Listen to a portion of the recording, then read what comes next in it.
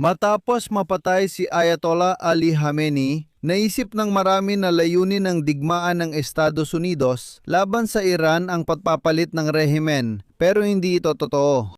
Marami ngayon ang nagtatanong kung balak ba talaga ni Donald Trump na palitan ang rehimen sa Iran, at kung oo, paano niya ito gagawin nang hindi gumagamit ng operasyong militar sa lupa. Dagdag pa, ayon sa mga eksperto at historiador, bihira talagang magdulot ng tunay na pagbabago ng kapangyarihan ang digmaan sa mga otoritaryan o diktatorial na rehimen. Halimbawa, ilang taon na ang nakalipas, nagsagawa ng malalim na pag-aaral si Jenna Jordan, sinuri niya ang halos 300 kaso ng pag-aalis ng mga leader ng radikal na organisasyon at napatunayan niya na ang pagtanggal sa pangunahing pinuno ay napakadalang magdulot ng pagbagsak ng matitibay na otoritaryang estruktura. Madalas akong gumalik sa ganitong pag-aaral dahil napapaisip ako tungkol sa tunay na layunin ni Donald Trump sa digmaan laban sa Iran. Kung makikinig ka sa kanyang pahayag, matagal na niyang sinagot ang tanong na ito. Ang sagot ay handa si Trump na panatilihin ang mga kleriko sa kapangyarihan sa Iran, kaya maari hindi pa rin dumating ang demokrasya roon. Magiging kontento si Trump sa ganitong resulta. Sa episode na ito, tatalakayin natin ano ang layunin ni Donald Trump sa digmaan kontra Iran at anong mga aral sa kasaysayan ang dapat isaalang-alang sa pagsusuri sa gitnang silangan. Ako si Alexei Pecci at ito ang pagtatangka kong buhayin muli ang dati kong proyekto na tinatawag na Teorya ng Sabuatan, kung saan binubuwag natin ang mga konspirasyon at sa pamamagitan ng malalim na pagsusuri ay sinusubukan nating hanapin ang katotohanan at tawagin ang lahat ng bagay sa kanilang tunay na pangalan. Maaring magdulot ng simpleng konklusyon ang malawakang pambubomba ng Amerika at Israel sa Iran. Gusto ni Donald Trump na tuluyang alisin ang rehimeng Iranian? At ito mismo ang gustong marinig ng maraming Iranian matapos ang mga dekada ng paniniil ng klerikal na rehimen sa Tehran. At gaya ng alam natin, madalas nating naririnig hindi ang totoong sinabi, kundi ang gusto nating marinig. Halimbawa, ngayon, tahasang sinabi ni Donald Trump, wala nang posibilidad ng negosasyon sa Iran. Yan ang kanyang sinabi. Ang kanilang depensang panghimpapawid, hukbong dagat at Руководство страны уничтожены. Они хотят переговоров, а я сказал слишком поздно. pagkatapos ng matitinding pag-atake sa Iran, palanghuli na ang lahat, wawasakin namin ang rehimen ng Iran. Pero habang pinapanood ko ang mga kilos at pahayag ni Donald Trump tungkol sa Iran, napagtanto ko na baka talaga siyang handang buwagin ang pinakamataas na antas ng rehimen na ito, pero hindi tuluyang pabagsakin ito. Kung titignan sa mas malawak na perspektibo, tulad ng Venezuela, Cuba at ang pressure ni Donald Trump sa Iran noong unang termino niya, makikita ang maraming ebidensya na sinusubukan ni Trump na gumamit ng bagong paraan para baguhin ang mga gobyernong ayaw niya. Pero hindi niya layuning buwagin ito. Iyon ang mahalagang pagkakaiba.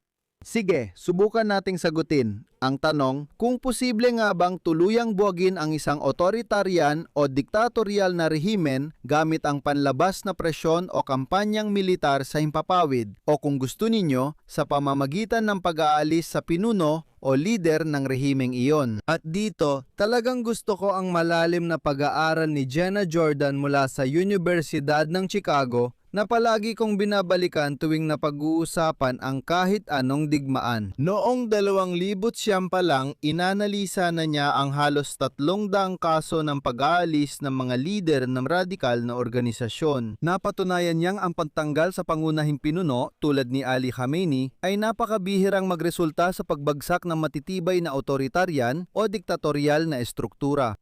Lalo na kung ang organisasyon ay matagal na, malaki, at lalo na kung relihiyoso gaya ng nakikita ngayon sa Iran.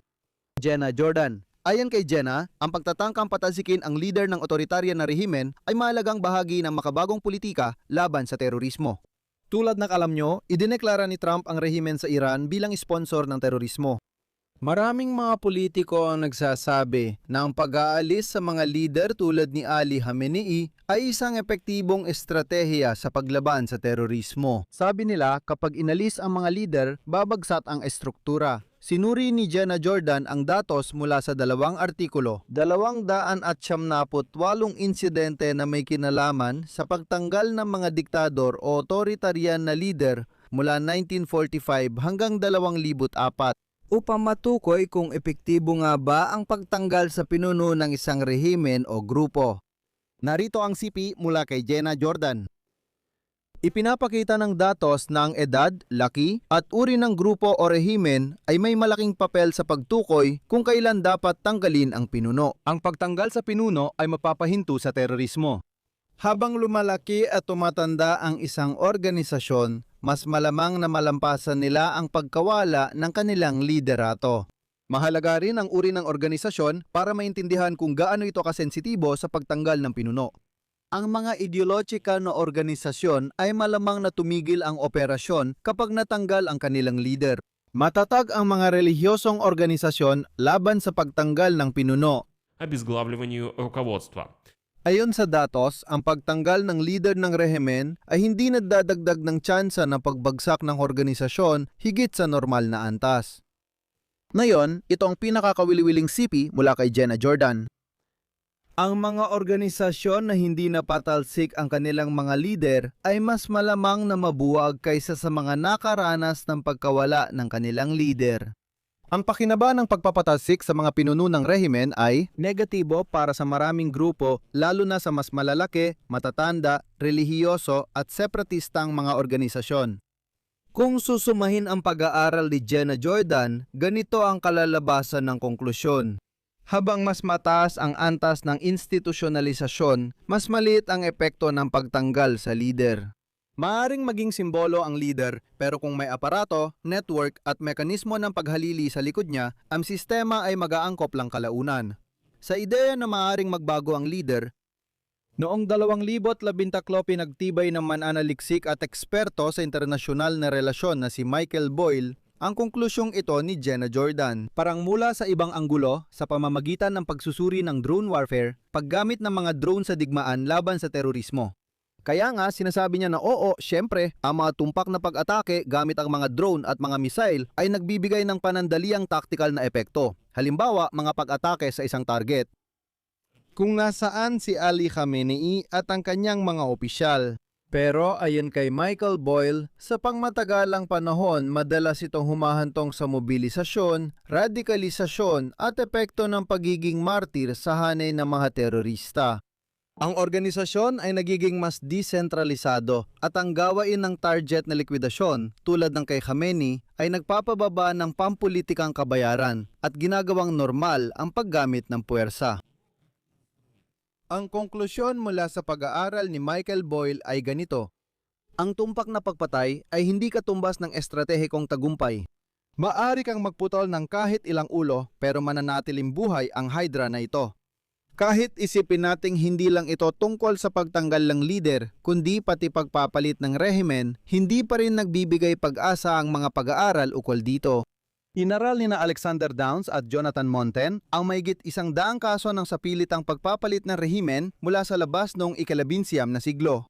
Mayroon na ang tinatawag na panlabas na ipinataw na pagpapalit ng rehimen. Ganito ang kanilang naging konklusyon. Ang pagpapalit ng rehimen na ipinataw mula sa labas ay napakadalang magresulta sa matatag na demokrasya.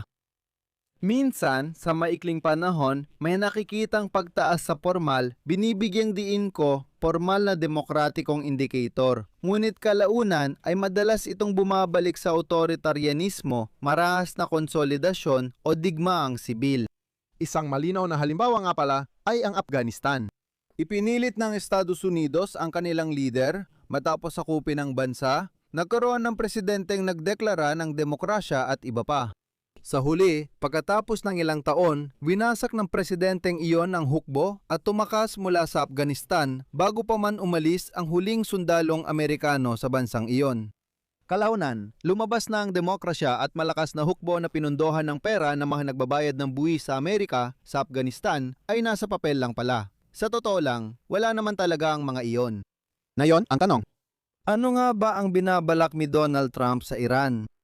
Sa totoo lang, nasagot na ni Trump ang tanong na yan, pero parang ayaw natin siyang pakinggan. Gusto kasi nating marinig na pumunta siya para pabagsakin ang rehimen ng Ayatollah. Kamakailan, inalok ni Trump ang mga natitira sa kapangyarihan sa Tehran na manatili sa pwesto kung makikipagtulungan sila sa Washington. Kaagad niyang ginawang halimbawa ang Venezuela pagkatapos madakip si Nicolas Maduro.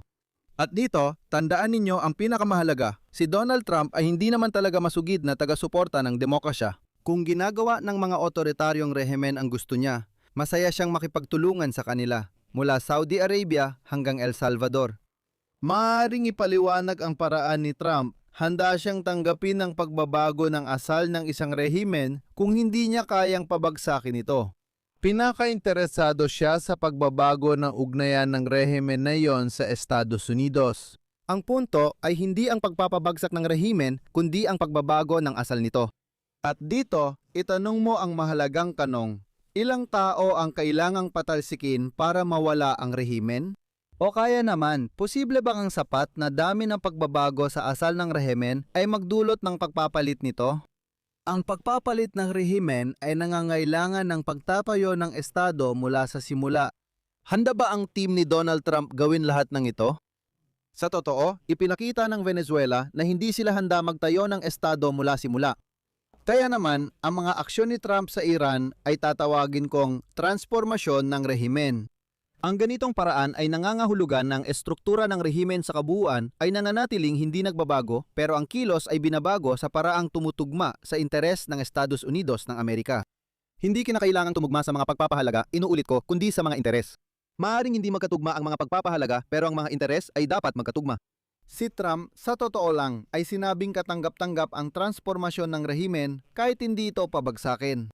Pansinin ninyo na iba-iba ang paraan ni Trump sa bawat bansa at rehimen. Sa Venezuela, mabilis na Special Forces operation at pagdakip sa lider ang ginawa. Sa Cuba, economic blockade ito. Sa Mexico, pressure sa mga autoridad laban sa drug cartel. Sa Iran, hayagang digmaan. At sa kahit alin sa mga kasong ito, hindi ito nauuwi sa tuluyang pagbuwag ng umiiral na estruktura ng kapangyarihan, kahit saan. Noong Lunes, sinabi ni US Secretary of Defense Pete Hegseth na ang operasyong Amerikano-Israeli sa Iran ay hindi digmaan para sa pagpapalit ng rehimen, pero tiyak na magbabago ang rehimen. Sinabi ni Pete Hegseth, ito ang pinag-uusapan natin sa buong episode. Pero hindi ba ito pahiwatig ng pagbabago ng asal ng rehimen at hindi ng tuluyang pagbuwag nito? Kahit binobomba ni Trump ang Iran, sinasabi pa rin niyang bukas siya sa pag-uusap sa mga natitirang leader ng Islamista sa Iran. Ipinapakita niyang nais niyang panatilihin ang estruktura ng kasalukuyang rehimen. Dahil kung talagang nais mong pabagsakin ang rehimen, hindi ka pwedeng maging bukas sa kahit anong negosasyon. Kasabay nito, hayagang hinikayat ni Trump ang hukbo ng mga tagapagtanggol ng Islamikong Revolusyon na pumanig sa taumbayan. Hindi para buwagin o maglaho, kundi makiisa sa mga makabayan ng bansa. Ibig sabihin, hindi tutol si Trump sa hukbo ng mga tagapagtanggol ng Islamikong Revolusyon bilang institusyon. Pabor naman siya na baguhin ng hukbo ang kanilang asal. Sinabi ni Trump na determinado ang Estados Unidos na wasakin ang programang nuklear at balistiko at itigil ang suporta nito sa mga grupong terorista dahil lahat ng ito ay banta sa pambansang seguridad ng Amerika. Kung papayag ang natitirang bahagi ng rehimeng Iranian sa kanyang mga hinihingi tungkol sa mga isyong ito, maaaring sapat na ito para kay Trump na itigil ang yugto ng militar. At kung magpasya si Trump na tuluyang wasakin ang rehimen, sino kaya ang kukuha ng kapangyarihan sa Iran na ito? Yan ang tanong. At hindi kaya, pasensya na, maging pugad ng terorismo ang bansang ito kapag wala ng sentralisadong pamahalaan. Malinaw na halimbawa ngayon ang Venezuela ng pamamaraan ni Donald Trump.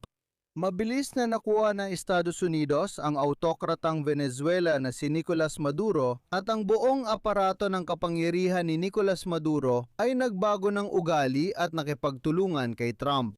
Sapat na ito para kay Trump at pansinin ninyo, ang rehimen ni Maduro ay hindi naman talaga nawala. Nanatili sa kapangyarihan ang lahat ng tao niya pero nagbago ang asal nila.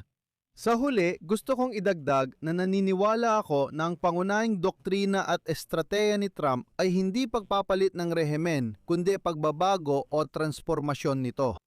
Dito ko ilalagay ang ellipsis. Mga kaibigan, isulat ninyo ang inyong opinyon, ang inyong mga kuro-kuro, ang inyong mga konklusyon sa mga komento sa ilalim ng episode na ito. Ilagay din sa komento kung dapat ibalik ang proyektong Teora ng Sabuatan, baka natatandaan pa ito ng mga dating manonood kung saan sinusuri natin ang iba't ibang paksa. Ibig sabihin, hindi ito ganap na balita, kundi mas pagsusuri sa mga nangyayari na may sarili kong, minsan ay subhetibong, mga konklusyon. Kaya isulat ninyo ang inyong opinyon sa mga komento sa ilalim ng episode na ito.